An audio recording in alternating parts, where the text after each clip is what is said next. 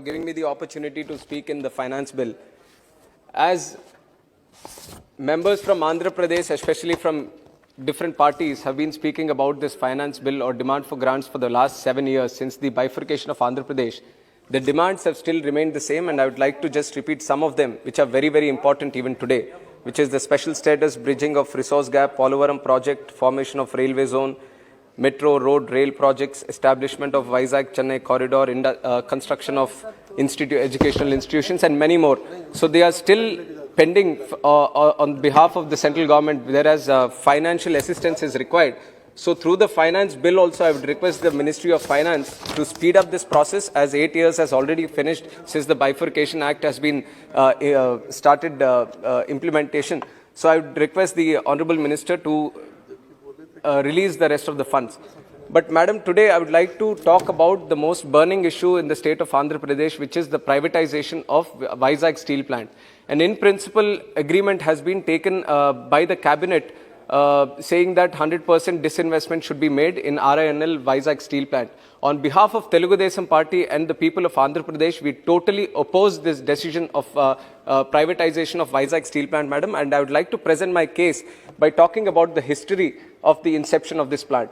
Around 7 to 8 years, under the slogan of Vishaka Ukku Andhrula Hakku, which means the steel of Vizag is the right of Andhra, the people of both Telangana and Andhra Pradesh came together and fought with the centre for the establishment of the steel plant. 32 people have lost their lives.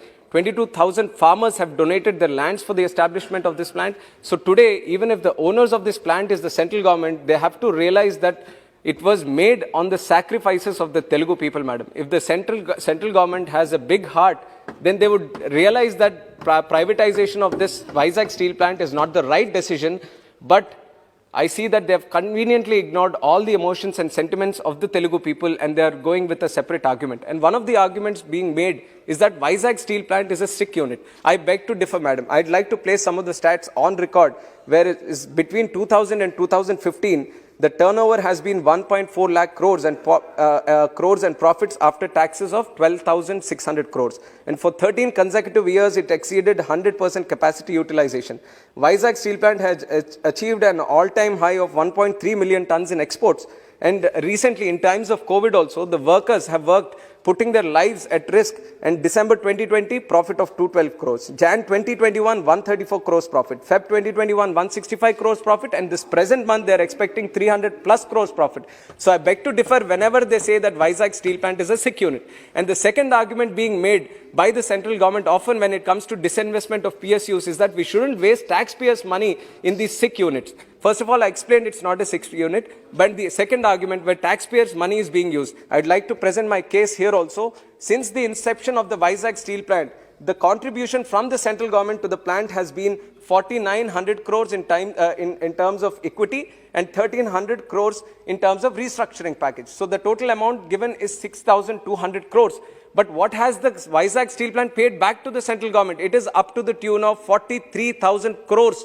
It is 5 times more than what the central government has donated, has given to the Vizag Steel Plant. So 43,000 crores in terms of taxes and dividends has been paid back. But what we request from the central government to do to the Vizag Steel Plant, there are a couple of demands, and these are not demands of just me or the people of Andhra Pradesh. Standing committees have demanded on behalf of Vizag Steel Plant that they have to be given captive mines. SAIL units, other steel plants, they are getting captive mines, they have captive mines, and they are getting per ton of steel at 1,500 rupees. Whereas Vizag Steel Plant, because it doesn't have the captive mine, it is getting at 7,000 rupees. And what is this amounting to?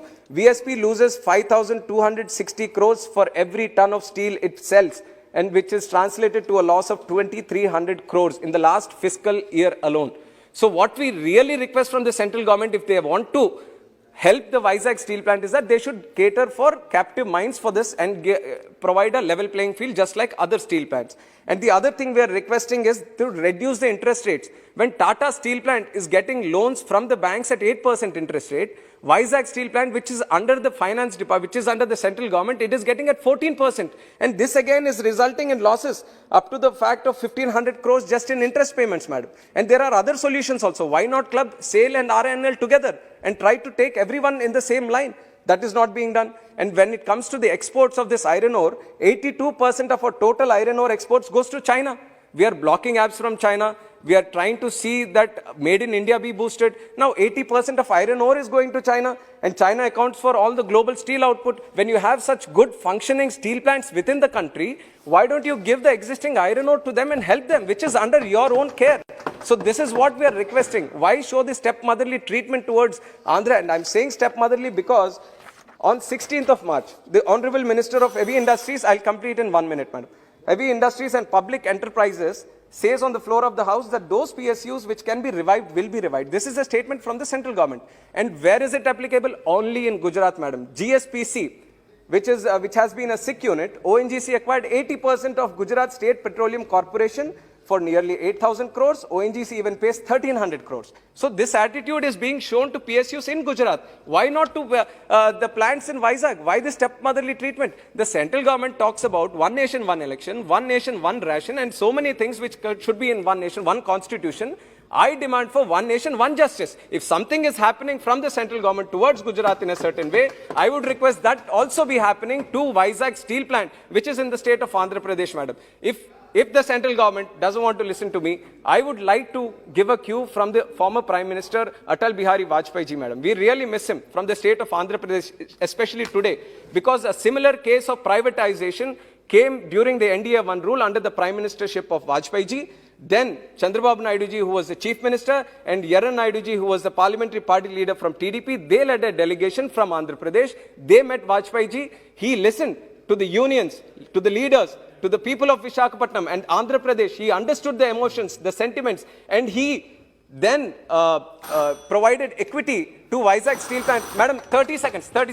He then provided equity which made Vizag Steel Plant debt-free. So I request that today's Prime Minister walk the same lines as Vajpayee ji, help Vizag Steel Plant by giving them the good interest rates and captive mines instead of privatization. Madam, thank you very much for my time. Thank you.